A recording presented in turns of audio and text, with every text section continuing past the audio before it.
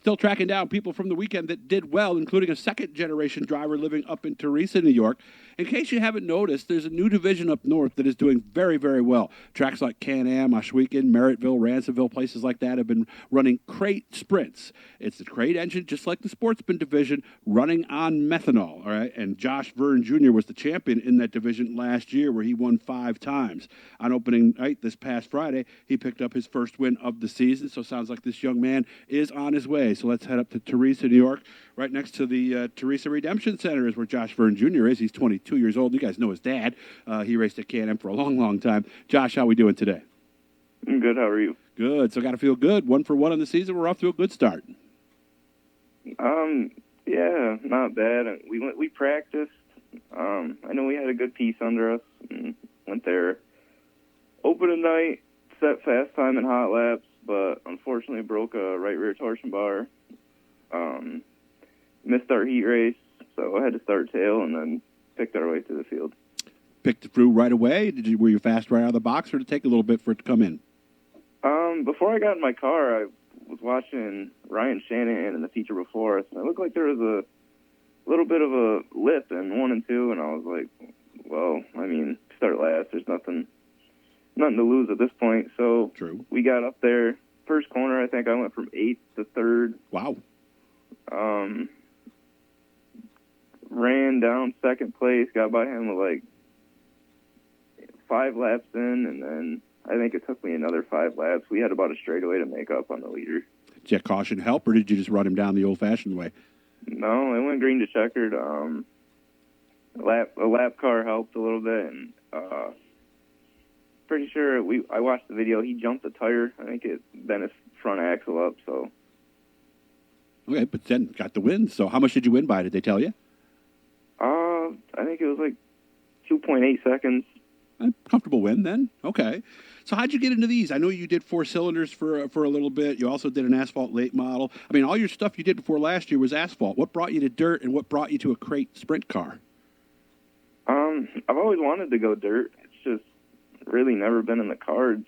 And then with our asphalt late model deal, it just seemed like the class wasn't going in the direction we thought it should go in. And Tyler came out with this new class, and me and my dad were kind of joking back and forth about it. And then we got talking to Tyler, and he pointed us out to a car. We actually picked our car up from Oshwegan and brought it back and tested our luck, I guess.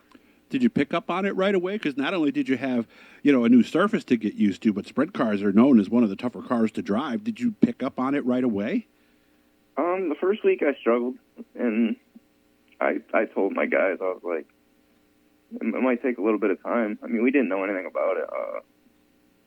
We'd still be lost if it wasn't for Sean Donna.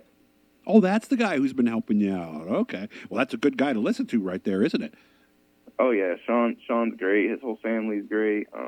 We've had a lot of help from Jeff Cook, too. Another guy who knows, too. Jamie Turner, Dale, all the guys at DSE, they've been a huge help from up in Canada. So, I mean, the driving part was probably the least of the worries. Like, we had a lot of good guys that were, helping us out in a lot of different ways. Did you come down and see Sean in Syracuse, or did you meet him somewhere, or just talk on the phone? No, I actually, before we raced, I took my car to Panther, and he pretty much showed us all the ins and outs, and he really took me under his wing. Yeah, and what he's talking about, Panther Frameworks, is what he's talking about there in Syracuse, right over by GM Circle. And he does this stuff with a lot of people. You're not the first one who's told me that Sean has helped. Of course, the setup is one thing, driving it is another. What kind of advice did he give you there? Sean's a pretty straightforward dude. I mean, yeah, he is. If you suck, he's going to tell you suck. And first night, I mean, he told me some things I could do better about, where to be on the track and what the sprint cars like to do. And so the first night, like I said, we struggled, but then we went back the very next week. We won 2 in a row after that, and we kind of found a little setup that we're on Sean's shocks, obviously. Sure. So we found a little bit of a setup that we liked about mid-season last year, and we really rode it until now. I was out there a couple weeks ago. He was talking to another young driver, and I'm curious if he gave you the same advice. Because what he told this guy was, don't expect the car to be comfortable. Don't adapt it so that it feels right to you. He says you got to learn to drive the way the car is supposed to be driven. Is that kind of what he told you too? Yeah, I mean, pretty much told me. I mean, you're in a race car. Yeah. You're going around the track as fast as you can. You're not going to be, you know, on your couch comfortable. Yeah. This can be. So, yeah, a lot of what he told me, honestly, was the difference between the slick track and the tacky track about, you know, you can't slide across the slick to the brown like you would in any other car. Like, you got to be on the gas or else you're going to hit the cushion with the big right rear and kind of, you know, the front's going to take off. Oh, interesting. Okay. And he's not alone on that idea. I remember Mario Andretti, one of his favorite quotes years ago was, if you're comfortable in the race car, you're not driving hard enough, or something like that is pretty much the way that he put it. Is this something you'd like to continue to pursue and maybe go the 305 or 360 route somewhere down the road?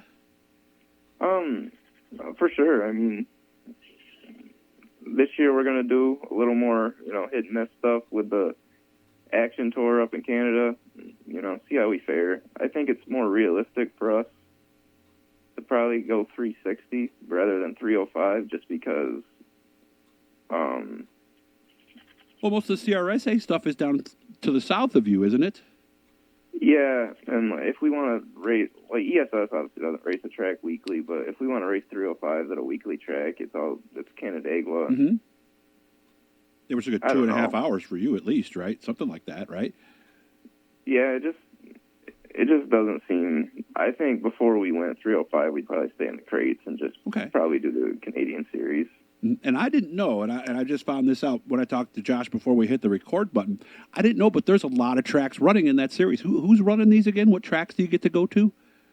I think on this year's schedule, I know there's Oswego, Humberstone, Merrittville.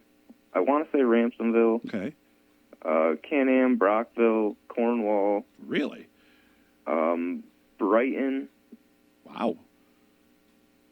and yeah, I think that's it. We're actually, I think we're talking about hitting the 305 CRSA at Weedsport. Oh, with that car, you can do that? Yeah, Sean would know more than I do. He's been talking to them about the ins and outs. We just got to take the wing slider because they run non-adjustable.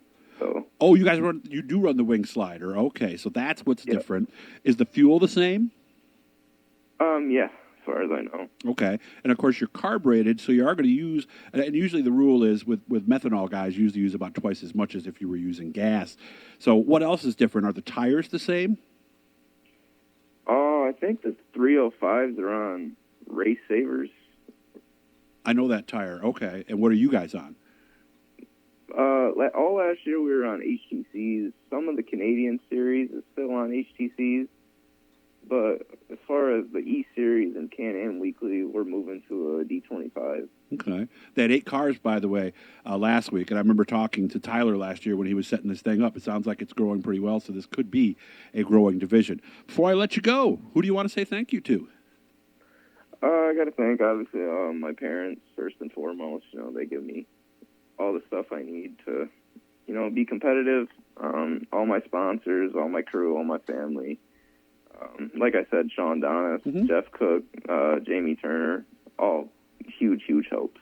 Couldn't do it without them. And you can see all the sponsors on the picture that we got there, too. So, well, hey, good luck. We're hoping that the rain's going to get out and it won't affect anything on Friday, but these cars will be back on the track, as will the rest of the field at Can Am coming up this Friday. Josh, keep in touch, man, and thanks for reaching out. I appreciate it. Of course, thank you. Hit the Blue E, guys. Subscribe. Turn on the notifications. We're going to have some more stuff coming up tomorrow, too, so make sure to look for more here on the channel.